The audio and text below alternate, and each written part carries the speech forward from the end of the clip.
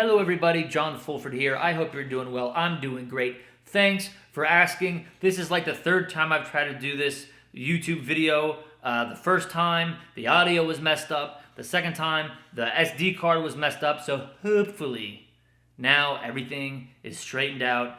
Even my white balance, even though the sun is setting here in Florida right now, I'm doing this video. I'm talking about leasing beats versus sync licensing.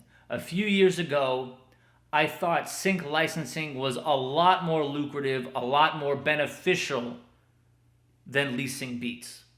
Now, I might be late to the party, but I'm changing my tune. I think leasing beats is a great way to earn money and to collaborate with top liners, that means singers and rappers, all around the world. And for top liners, for singers and rappers, it's a great way to get some great music for your project and to collaborate with great producers from all around the world, okay? The world has never been bigger and has never been smaller than it is right now. I've been saying that for a little while now. So the fact that you could go on a website and pick through beats that are already made and pick which tier, not tier, even though a lot of musicians now, because of Prickly Boy, are crying tears, which tier pricing you want. So I guess I should tell y'all what leasing beats is, for those of you that don't know what it is.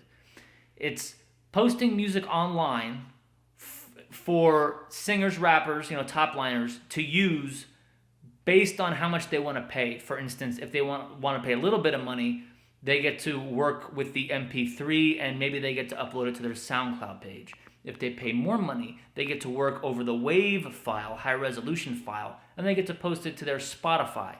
If they want to pay even more money, the beat or piece of music becomes exclusive. You can't release or really relicense that particular piece of music to somebody else. Old Town Road from Lil Nas X is a great example of a beat that was leased and then blew up and became a worldwide hit, okay? So what I will stand by, and which I really don't think I'm ever gonna change my opinion on this facet, is if you're gonna lease beats, keep your beats for leasing and your beats for sync licensing completely separate. I have firsthand knowledge. This isn't some scenario I'm making up for YouTube. I have firsthand knowledge of producers leasing beats out and then licensing them to TV shows, and then the artists that leased the beats are at home watching TV and say, hey, my song's on that TV show, and call the TV show and ask for money because they leased the same beat that the TV show used, because the artist doesn't really know any better. They don't know if they're entitled to money or not. So you don't want that to happen in your career, especially if you're first starting out. And the better your music is, right? You make good music, right? The better your music is, the more of a chance of that happening if you cross-collateralize your leased beats and your sync beats. So keep them separate piles, and you'll be able to take advantage of both beat leasing and sync licensing. Beat leasing is something I'm going to look into to start doing in 2021, maybe in late 2020, because I don't believe in New Year's resolutions. If you're going to do something, why wait till January? But it's something that I'm going to look into start doing for myself so I can meet more artists, rappers, singers, and the like. It's just another avenue to pursue. So before don't click stop. Don't click stop video yet. Before I wrap up, I want to call your attention to the link in the description, our Amazon affiliate link. It's a great way to help the channel grow. You click on the Amazon link and shop on Amazon, buy whatever crap you're going to buy anyway, okay? And we get a commission from Amazon. You don't pay.